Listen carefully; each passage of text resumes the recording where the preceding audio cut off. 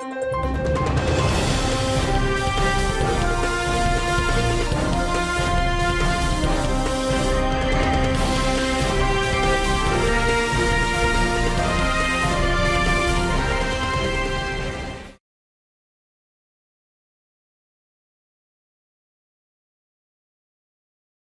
presse, dites-nous le motif.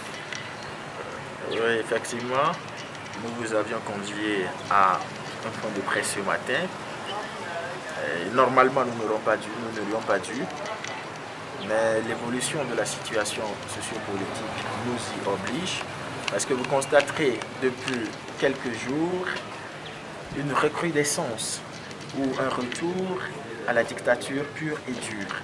En effet, le mardi 21 avril 2020, vous avez tous constaté l'arrestation musclée, barbare et sauvage du vrai vainqueur des élections présidentielles, M. Agbéomé Gabriel Messan-Kodjo, et de tout ce qui se trouvait avec lui au domicile. Quand nous avions appris son arrestation, nous n'étions nullement surpris, parce que nous savons que c'était ce que le pouvoir voulait. Parce que notre objectif, c'est de nous détourner notre attention de la contestation même des résultats et de nous amener à nous concentrer exclusivement sur le dossier, sur la libération des membres de la dynamique Kodjo et de M. Agbéomé Kodjo. Nous avons gardé notre calme parce que nous savions également que le régime s'était préparé à faire passer à une répression exemplaire, à réprimer les citoyens comme cela se doit, de sorte que demain personne ne puisse plus avoir le courage de sortir pour manifester.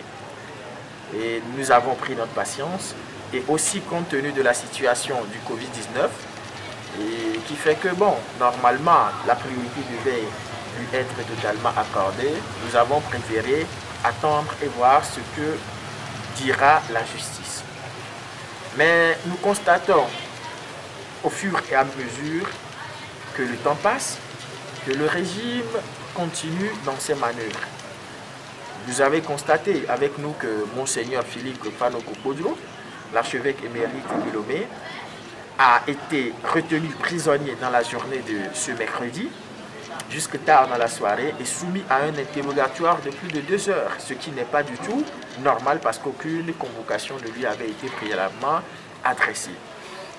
À côté, ou dans la foulée, nous avons également constaté que d'autres responsables de la dynamique Kodjo, notamment Mme Brigitte Azamago Johnson et Philbert Sassou Atisso, ont été convoqués pour être attendus comme complices de M. Agbéomé Kodjo. Mais s'il est une chose que nous tenons à répéter, c'est que si le ministère public n'a encore rien à faire et qu'elle cherche des dossiers sur lesquels elle peut travailler pour le bien-être de la population, nous lui conseillons d'aller écouter M. Faure Gnassingbé et tous ceux qui l'ont aidé à s'autoproclamer président de la République dans la nuit du 5 février 2005 et à massacrer nos proches et concitoyens. Nous l'invitons également à accorder toute son attention, à laisser tranquille Agbéomé et tous les membres de la dynamique Kodjo et à n'accorder son attention qu'aux dossiers sur lesquels les Togolais attendent véritablement la justice.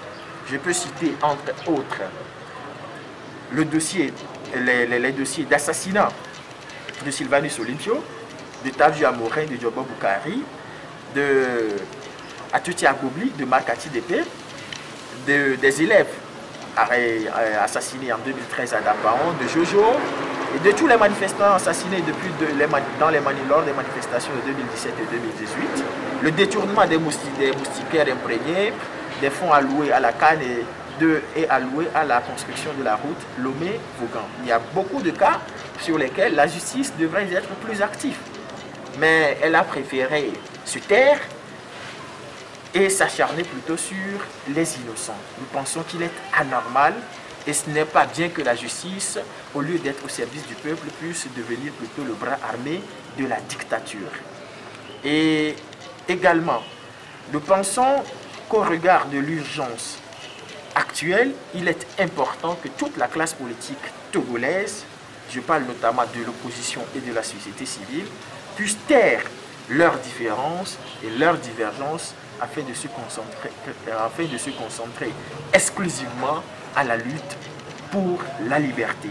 Parce que si nous nous taisons, le pire risque d'arriver.